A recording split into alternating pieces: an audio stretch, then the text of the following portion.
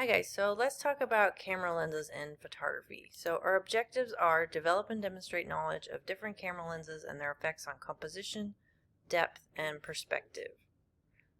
Experiment with multiple lenses to compare how each alters field of view, background blur, and subject emphasis. So we have 3 words worth knowing. Our first is focal length, so the distance from the lens's optical center to the camera's image sensor when focused on a distant subject, measured in millimeters. And we'll revisit this graphic later. Second is prime lens. A prime lens is a single fixed focal length. So it's just one focal length. So you guys that get the cameras with a 50 millimeter and you have to move back and forth, there's no zooming involved, that's a prime lens. It tends to have a larger maximum aperture, so these are really good for portraits.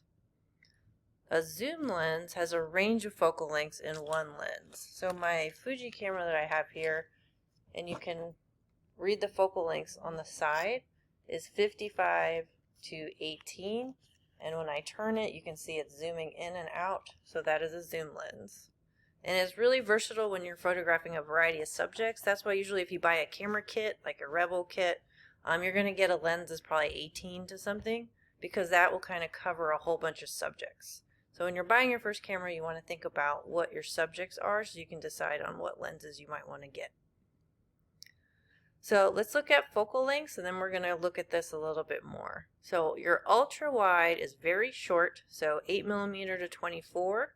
Think of it like a fisheye lens, that view that it kind of distorts and pulls the sides. A wide angle is also short, so under 35. That's good for landscapes, architecture, anything where you have an open scene that you want to capture. A standard is a 50 millimeter abouts. It offers a perspective kind of similar to the human eye, and there's not as much distortion with that type of lens. And then a telephoto is a really long focal length, so 70 millimeter and above. So our cameras that have the bigger lens on the front, that would be a telephoto. And that's really useful for portraiture, sports where you're on the sidelines, wildlife, and then you're bringing your distant subjects closer. It's also good, above 200 is good for macro photography. So the different focal lengths affect the look and quality of photographs in several ways. So looking at this graphic, so you have your camera here, and then the shapes determine how much of the scene in front of you can see. If you look at the graphic at the bottom, so those are the different focal lengths. And so the person's in the same spot, they're just changing the focal length of the lens. So you can see from 14 millimeter, which is super wide, you can see so much. And then as you get to a longer lens, a 50 millimeter prime lens, 200 millimeter, 600 millimeter, you can see how that range of what you can see gets really, really small, but it brings things really, really close. So it determines your field of view and the magnification of your subject. So it determines how much you can see. The shorter lengths, remember, create more of a wider view. The longer lengths create more of a narrow, zoomed in view. So it's going to magnify distant subjects. So here's another really good graphic. So I took this from the Nikon website. So your 18 millimeter to your 300 millimeter. So this is just changing the focal length. We're not changing anything else. So 18, there's a really big scene in front of me. As I get to a middle kind of lens, the 85, I can start to see that little barn. Then 300, it's just the barn. So you need to be able to pick the right lens for your subject. So another thing with focal length is it causes perspective distortion and compression in your images. So it's changing the perspective and the scale of the subject of your images. So your shorter focal lengths are going to expand the perspective, and it's going to make things seem further apart than they really are. It's really good for landscapes when you're trying to capture like a big overall scene. Now a longer focal length, where it's pulling things closer, is going to flatten your objects or your subject so that it's going to appear closer together. And also you need to take in mind, if you are using a slower shutter speed or anything, if you have little shaky hands, you might need a tripod, because any kind of shake in the camera is going to become more apparent. And again, it's ideal for sports, wildlife, and portraits. So let's look. So I've told people a lot of times it's not you that isn't cute, it's your lens. You need a better lens. So this is from a website I posted on the right if you want to go look it up. But you can see that 200 millimeter focal length lens is really nice. It flattens the features of the face. And then we go from the 100.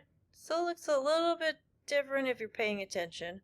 But as we go to the bottom images and that focal length gets shorter and shorter, look at the difference if you're using a 24 millimeter lens.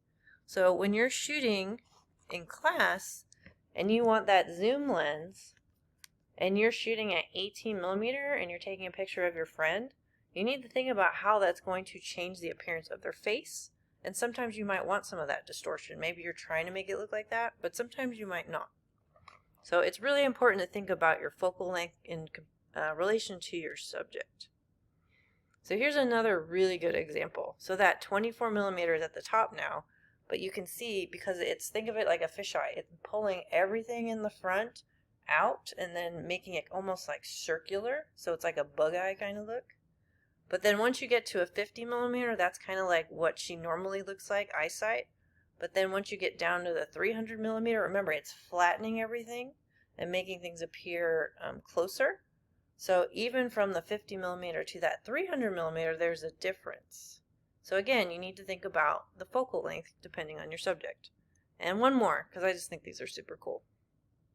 So these are the different focal lengths, and you can see how it flattens and pulls his face out. The longer that focal length is, the shorter it is, it pulls the face this way.